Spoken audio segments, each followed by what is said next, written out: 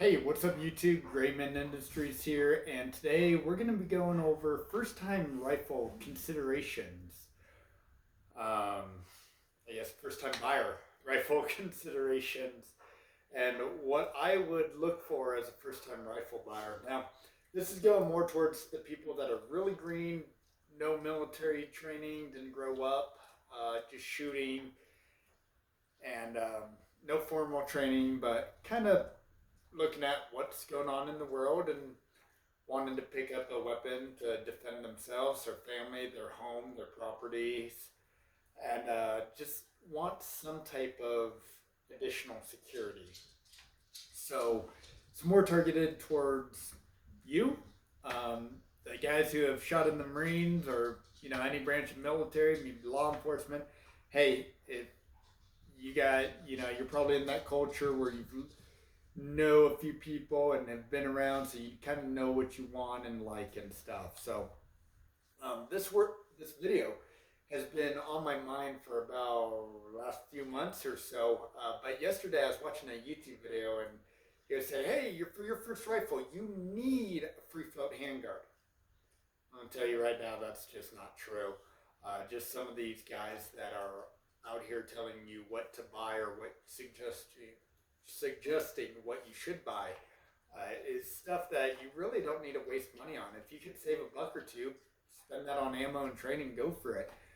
We're going to go over this rifle and what I think of it. It's not free float. It's a fixed front sight post. It's a 16-inch barrel, so it's not the cool SBR 10.5-inch, 11.5-inch.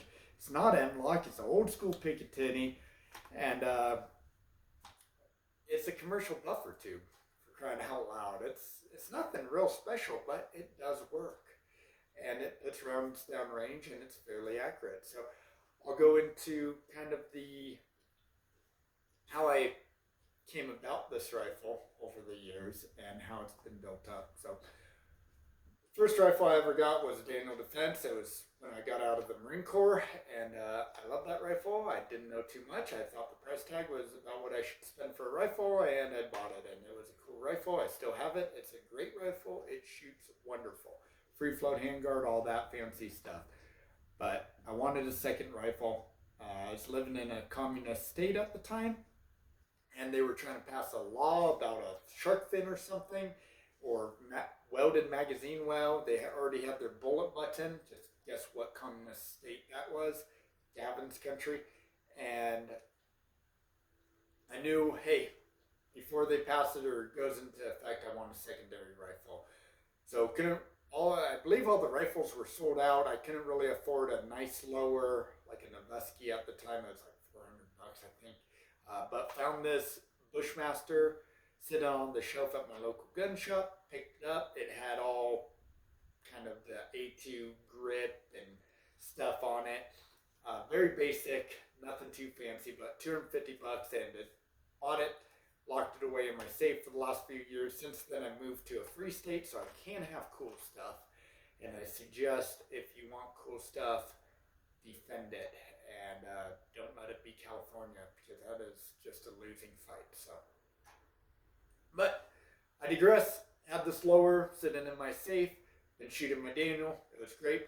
I was at my local gun shop, and this upper came in.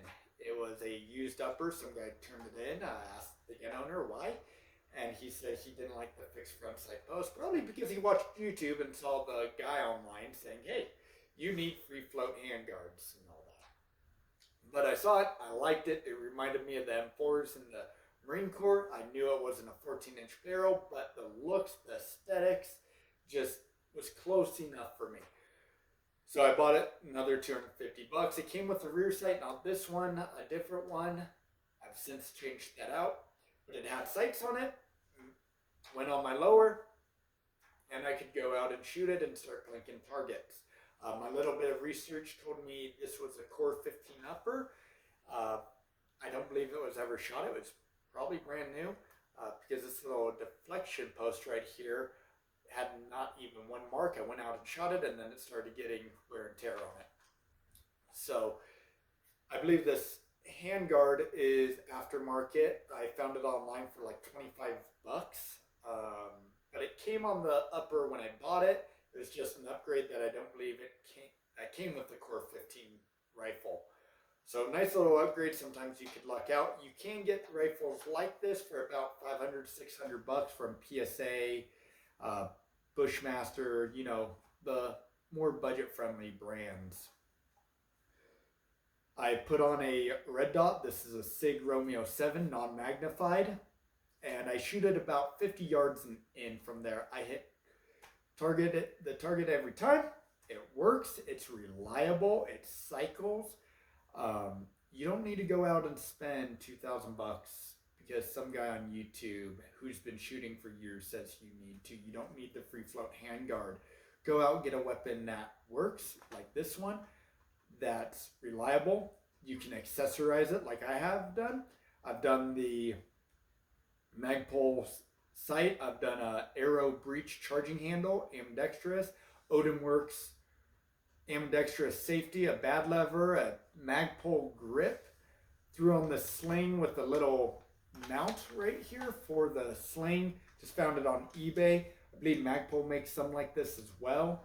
Found this little Picatinny addition for the rail that goes on the bayonet post. This is going to be where I mount my light when I buy one.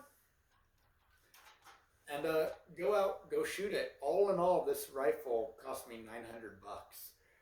If that's your budget, you can do that. If you just need a cheaper rifle and don't want to accessorize it like I've done, you can buy one for 600. The Springfield Saints, I believe, are about 1,000 bucks. So right then and there, you get some upgraded furniture. The buttstock, I believe, is a BCM or Magpul. Decent weapons for 1,000. You could go low end and accessorize it yourself and still come out right about the $1,000 mark. But with that, you're going to be spending about 1,000 bucks for a Daniel. It's about 2,000 bucks, and you'll save 1,000 bucks. That 1,000 bucks, if you're brand new, you're real green into this, and you don't even know if you like shooting, you can spend it on training and ammo. Now, let's say you don't like shooting and it's just not your thing, but you still want a gun for home defense. Hey, you didn't go out and spend double what you could have for a tool that will be there when you need it. Now, do I recommend you train? Yes. Do I recommend you train at least once a month? You know, get trigger time, figure out what you like, what you don't? Yes. You don't need the short barrel SBR or the air pistol just because some guy on YouTube says you do. 16-inch barrel, yeah, is it going to last as long as a Cold Hammer forged barrel? Absolutely not. Is it going to be as nice as a Colt barrel? Probably not. I'm not going to lie to you. But I'm running a non-magnified optic. I'm shooting at 50 yards and I can hold a group. And I've shot about 250 rounds through this. It works fine. It still holds zero. It's still a tight group. I've even at 50 yards, it was benched on the magazine. I was in the back of my pickup truck, and I shot a 3-inch by 3-inch little round steel target. So for it being a cheap gun, shooting it at 50 yards non-magnified, not too bad. I would like to take it out to 100, shoot some more human-sized targets for that. Really enjoy it. Now, in the future, if you do want to, another option is, instead of running a red dot, run a little bit of a magnified red dot, Primary Arms 3X magnified prism scope, or you can run an LPVO. So this was about 100 bucks less than those two options. You can run that, push this out 300 yards, maybe even longer, but get some seat time on it, trigger time. Go figure out what works, what you like, because as you go further out, you got to take into other considerations that will affect the round a lot more than your barrel just whipping or having pressure on it because it's not in free float. And that is the wind. The wind will affect your barrel a lot more than a non-free floated handguard. Also, if you buy something like this, you can do a free float handguard.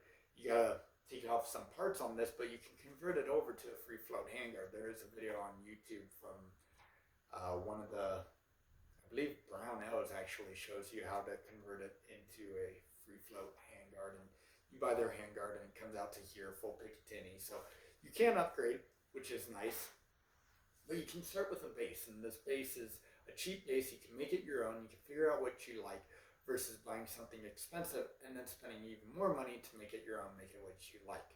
Now, if you're only looking at it for home defense, this is going to work great. You got a red dot. You don't need magnification unless your home is a huge mansion. Then, yeah, maybe you got long hallways. Go for a magnified optic or LPVO so you can adjust it. Learn how to work that. Learn how the elevation tick marks on the scopes work. But as you get deeper into the sport of shooting, you can experiment more with those higher end optics and scopes and just kind of parse, figure out what you want. So on your secondary rifle or your second rifle when you go out, you can really buy what you want or just build it from scratch and really put together a really nice rifle and just leave this one in the safe as a secondary backup, fun little just blinker. I wouldn't recommend ever selling your rifles, but definitely keep it as a backup and you'll have a good rifle. Now, will this barrel get used?